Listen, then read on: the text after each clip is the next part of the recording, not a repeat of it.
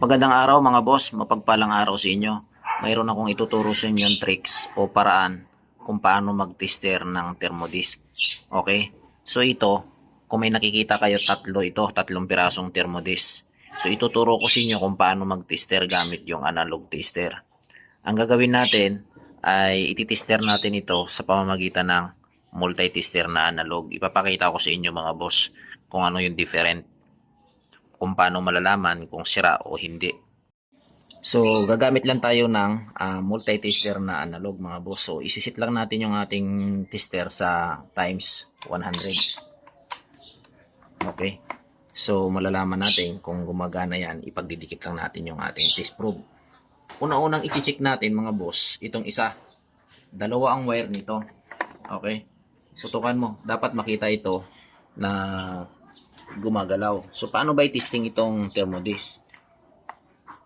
Titesting natin yung dalawang wire. Okay, walang palo. Pero hindi ibig sabihin na wala itong palo, hindi gumalaw yung ating tester, ay sira na. Mayroon pang isang option yan. Mamaya ipapakita ko sa inyo. So, i-testing natin itong isa. Itong isa, yung maiksi ang wire. So, wala. Pero, gumalaw ng bahagya. Ayan o. Okay. So, hindi ibig sabihin na hindi pumalo yung tester natin ay sira na. So, ibig sabihin yan, mayroon pang option. So, ito, mayroong isang klaseng thermodisc na 3 wire. Bakit 3 wire? Di ba dapat dalawang wire lang ang thermodisc? Ang isa kasi nitong wire nito mga boss ay mayroon siyang thermal fuse. Okay? Included na yung thermal fuse niya. Mayroon po yan. So, kasi di ba yung mga refrigerator natin, mayroon po yan thermal fuse. Kaya ang gagawin niyo dyan, wag nyo lang i-reading yung isa dyan, yung isang wire, para hindi magkaroon ng contact. So, ito yung wire ng kulay puti, tsaka kulay brown. Wala rin siyang reading. Sa makatuwid, ay hindi rin natin masasabi kung sira o hindi. Okay, paano ba natin malalaman kung good o hindi? Ang gagawin natin, kukuha lang tayo ng yellow, ice. Ibababad natin ito sa freezer o sa tubig, sa tabo. Ilulublog natin to, papusirin natin to, pa-yeyeluhin natin to, lagyan natin ng plastic. Tapos, tsaka natin ititester. Pag nalaman natin na hindi pumalo yung tester at frozen na ito, ibig sabihin sira yung ating thermodisc. Pero kapag nakita natin mamaya na pumalo yung tester natin, gumalaw yung ating multi-tester, ibig sabihin good yung ating thermodisc. Tara, let's go. Ibababad muna natin ito sa freezer. Ibalutan natin ng plastic, lagyan natin ng tubig. Tara. So yung mga boss, ilagay muna natin dito yung ating ibababad na thermodisc. After ma-identify natin na mag-yellow na siya, mag-ice na, tsaka natin kunin, tsaka bago natin testerin. Okay?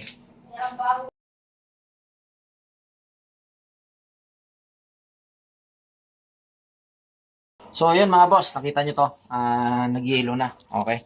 So, ititester natin ngayon kung malalaman natin kung mayroon siyang continuity. Unahin muna natin yung isa. Ito. Kanina, wala yan. So, ayan mga boss, oh.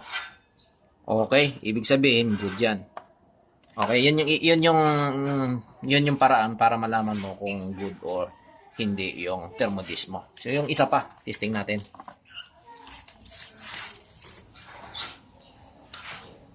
Okay, ang wire nito ay tatlo.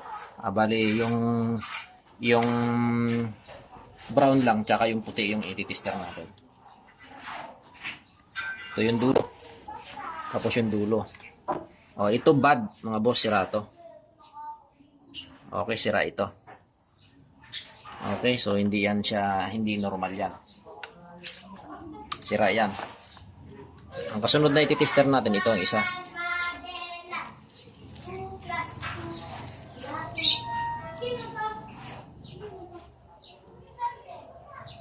Yan, no? So, sira din ito. Okay, ang tanging okay lang, yung isa, yung maganda ang reading ito. Yan, good ito mga boss. Kasi bago ito. So, ganun lang. Ang pag-testing ng mga busing, ng thermodis. Diyan mo malalaman kung sira o hindi. Okay? So, sana meron kayo natutunan. Maraming salamat. God bless.